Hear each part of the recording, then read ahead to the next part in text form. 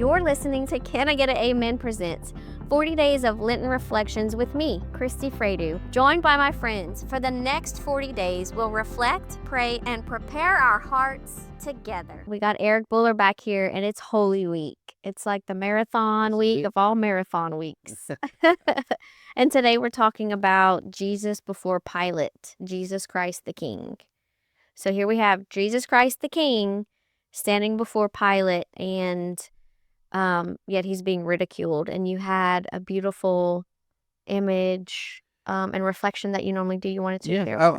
As I in the last several months, maybe even a couple of years, as I pray the Rosary and the Sorrowful Mysteries, and I can't help but focus on how just physically tired and fatigued Jesus must have been.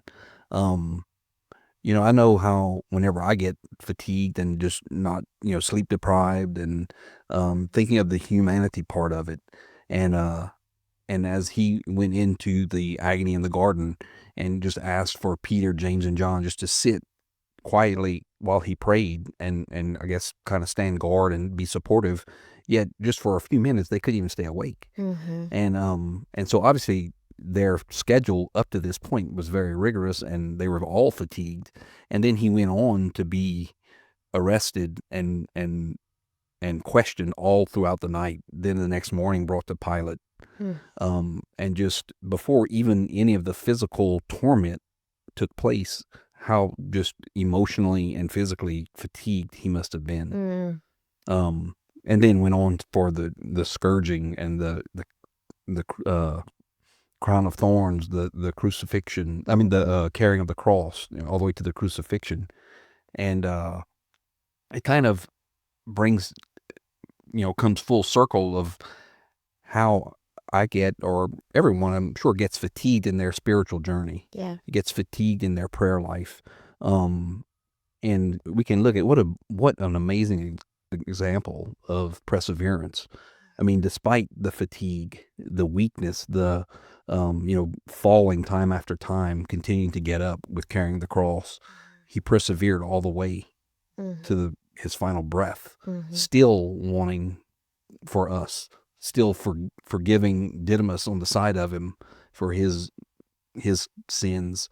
And so I kind of, whenever I get tired or stale or, wanting to maybe not put in the effort, I kind of think, and, I always think of his journey, one source of inspiration to persevere.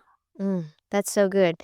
I know there's so many times on my journey as well, and a few of us here at the Light Project talk about this often when we're in reflection, is that, man, it would just be so much easier just to go back, like to not care this much, and like just to go to Mass on Sundays and not worry about all the little things that tend to annoy us, or we get spiritually hangry and we're just like trying to do our best and it feels like nothing's working out. And it's like, man, if we just didn't care so much, then maybe life would just be easier. And that's such a lie. I mean, we talked about the devil's temptation, but I like how you paint that picture of like, Jesus knows what it's like to be spiritually and physically and mentally exhausted. He let himself get to that point so he could relate to us and empathize with us and have compassion for us. And so when we do feel like we want to give up, we remember him. So hopefully we don't want to give up on him, when we want to give up on ourselves. Definitely. Because obviously we don't want to be, those friends that leave him alone. But the other thing that came up for me when you were talking and reading this daily reflection is like, as much as we love our friends and as we love our companions on this, spiritual journey, there is just this deep place inside that only Jesus can get to, and we kind of see that when they fail him and they reject him and they run away from the crucifixion, when they fall asleep, is that he was in the most pain possible, and he said, "Take this cup from me, but your will be done." We all reach that place at some point in our life, maybe multiple times. Yeah. And we realize that there is no word of consolation that our friends can give us. There is nothing they can do humanly to take it away. But God can comfort us, and Jesus can be there for us. And I think that sometimes we forget that that's how it's supposed to be, because we're so used to relying on distractions or other people. And so while community is great, I think this Lent and this Holy Week of this quiet space where we're reflecting on what's about to happen, we can have hope and just remember that when we do reach those places where there is no word of consolation that can help us when we're grieving or hurting or in pain, that Jesus is always there and he has exactly what we need. That's so true, and nowhere is it better apparent than in adoration. Mm. As we come, I had adoration hour this morning, and um, you know, there's adoration chapels. We're so blessed everywhere, Mhm. and it's so fruitful to spend that time Mhm. with Jesus. But in the in the face of Holy Week, whenever you were just speaking there, it brought to something that I'd heard a while back, and this is kind of right at the time.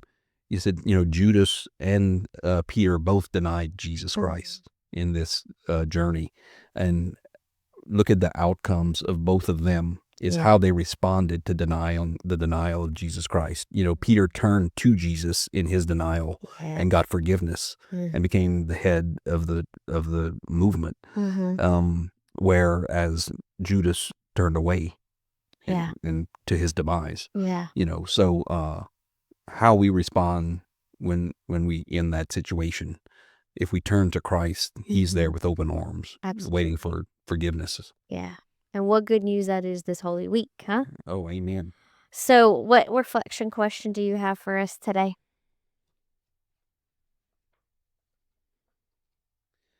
As Jesus stands patiently before Pilate, alone and misunderstood, where am I being invited today to respond to small contradictions with patience, offering them in love and sharing in his sorrow? Mm. Amen. Amen. Strong communication drives strong business. Look, the illusion is that you're the only one having these problems. And the truth is, everyone has problems with comms. Kirkpatrick Brands equips leaders to speak with clarity, consistency, and confidence. So teams perform better, clients understand value, and your strategy hits every mark. From higher ed to global leaders in business, in 2026, your message is your advantage. Discover how to maximize that message at kirkpatrickbrands.com